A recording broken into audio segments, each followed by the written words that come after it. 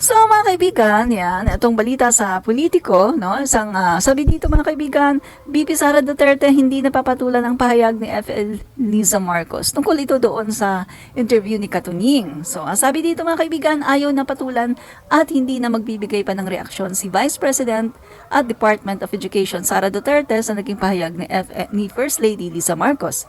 Kasunod ito, unang pahayag ng unang ginang na tila nagkaroon ito ng pagkainis matapos na makita niyang tumawa pa ang vice-presidente noong dumalo ito sa rally inorganisa ng ama nitong si dating Pangulong Rodrigo Duterte.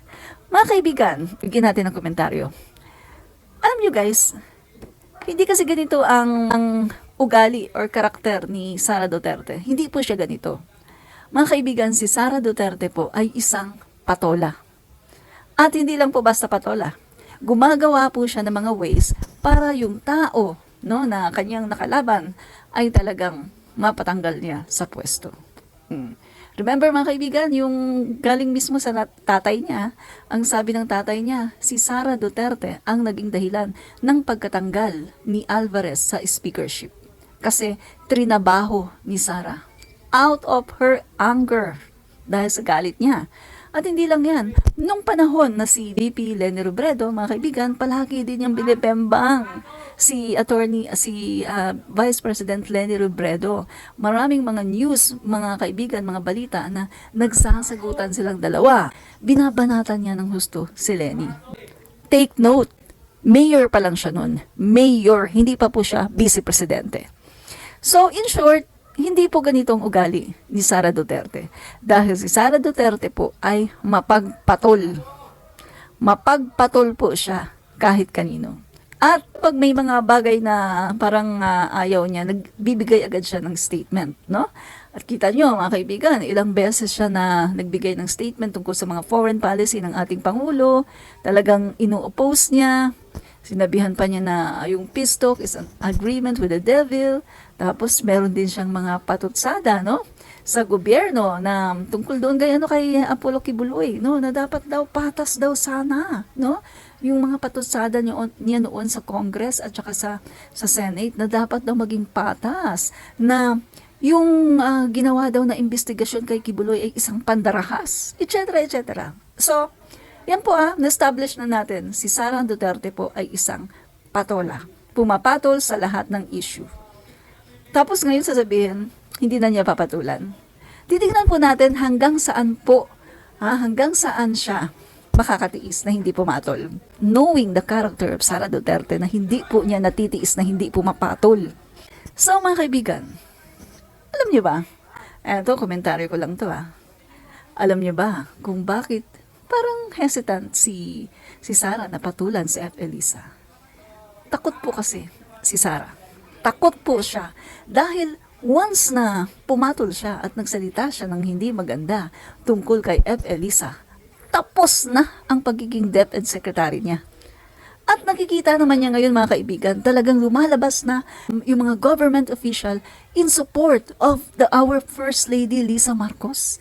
Dumadami na po. Nakakagather na ng maraming suporta ang ating FL Liza Marcos, although hindi niya hinihingi, pero nakita ng mga government official kung sino ang tama at kung sino ang mali. So, nakakuha po ng sympathy ang ating FL Liza Marcos dahil kung titingnan natin, sila naman talaga ang inaapi dito. Sila rito ang biktima.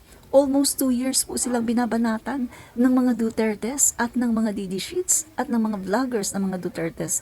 Pero, nagsawalang kibo lang po sila. Kaya ngayon, sumabog na talaga si F. Elisa at talagang sinabi na niya, direct to the point, mga kaibigan, walang parinig-rinig. Hindi katulad kay Duterte na nagpaparinig, mga tambaloslos, pulburon, mangga, di ba? So, ang ating F. Elisa Marcos ay totoong tao. Kasi, mga kaibigan, hindi naman siya politiko So, eto pa mga kaibigan. Ito pa. Abangan natin tingnan natin kung hanggang kailan siya makakatiis na hindi bumaba as DepEd Secretary. Kasi nakikita natin mga kaibigan, kapag ganito na yung relasyon mo sa first couple, hello, sa lahat ng mga cabinet meetings, nakikita ko iniiwasan na rin siya ng mga cabinet members, 'di ba? Maraming mga cabinet members hindi na nga tumatabi sa kanya, at halos hindi na nga siya pinapansin. Tapos ang first lady pa na talaga namang other half ng ating pangulo. Hindi ba siya nahihiya? Hindi mo lang ba siya tinutubuan ng kahit kaunting delikadesa na andyan pa rin siya sa kabinete ng ating Pangulo, Bongbong Marcos?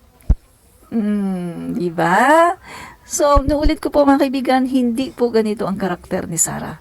Siya po ay isang patola. Lahat po ng issue, kanya pong pinapatulan. Kaya, tingnan natin kung hanggang saan siya magtitikom ng kanyang, ay sa bagay, hindi nga siya papatol directly, pero magpaparinig. Yan siya plastic at saka backbiter. Ganon pong ugali ng plastic. Tumitira patalikod, mga ahas. Yan po yan. Tumitira patalikod, no? So, ito lang masasabi ko sa ating Pangulo, careful. Be careful, PBBM. Dahil baka kainin ka ng buo ng anaconda na kasama dyan sa kabinete mo.